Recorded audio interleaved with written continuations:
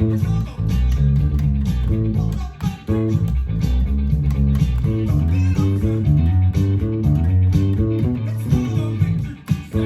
just for today, I want to talk about the Talking Heads, which they are definitely one of my favorite bands, and Tina Weymouth is hands down one of my favorite bass players. I mean, she just did some really cool stuff, and she didn't get overly complicated, but she did some things that they're almost tricky to the ear, but for me, I just got it right away as soon as I heard it.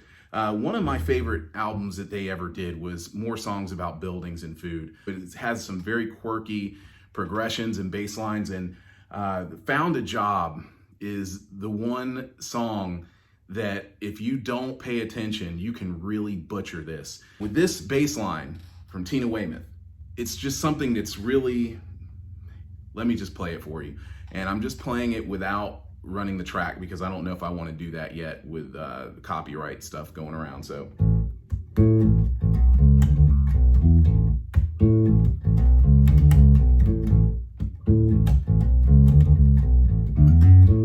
Here's the part.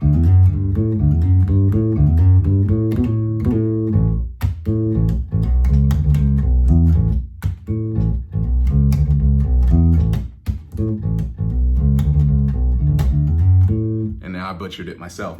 Let me just play it for you because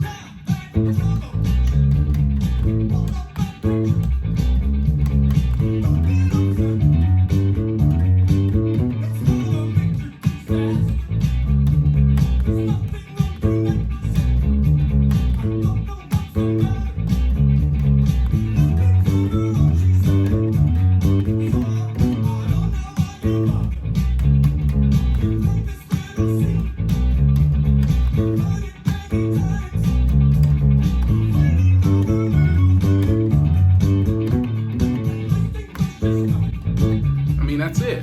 Now, I mean, this is a track that I can imagine if you were reading this from sheet music, you would probably be like, whoa, what's going on? I understand, and this is coming from a guy who is, at best, one of the most horrible sheet music readers alive. And the only reason I can barely read is because of the piano lessons that I had when I was 10 years old. That is the only reason I even have any idea where notes are on a piano or bass or guitar. I mean, I only had like a handful of piano lessons when I was 10, but they're still in me. But I just, I saw the way things were written on the sheet, and it just freaked me out. But one thing I learned very quickly was that I had an ear. It's true that you will benefit by having these skills. If you want to go out there and you want to be a gigging session musician, it's great to be able to set sheet music up, I'm sure, and be able to play from that sheet music and never screw up a gig. I mean, I'm definitely one of those guys who I've hit some clams here and there because, I'm going by memory, or maybe I might daydream a little bit while I'm playing. Yes, I've done that and screwed things up, but these are hard lessons that you eventually get past them. But the point I'm trying to make, I did a lot of listening. And I would play along with stuff, but I played along with more things as a guitarist than I did as a bassist. And the reason I did that is because I was afraid that if I learned every bass line for every song that I liked, that I would just become a carbon copy of those bassists, that I wouldn't have my own style, my own originality. But that was what was going through my head the other day. This is a long video of me telling you what was going through my mind when I was sitting there in that Guitar Center and I just froze and said, you know what, I don't want to do this anymore.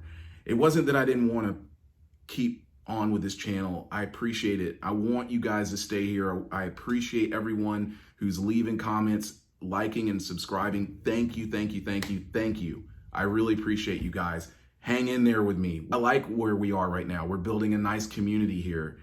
And I just want to thank you guys again. I got more videos coming. I'm gonna wrap this one up so I can edit it and post it tonight, finally. And I'll see you guys in the next video.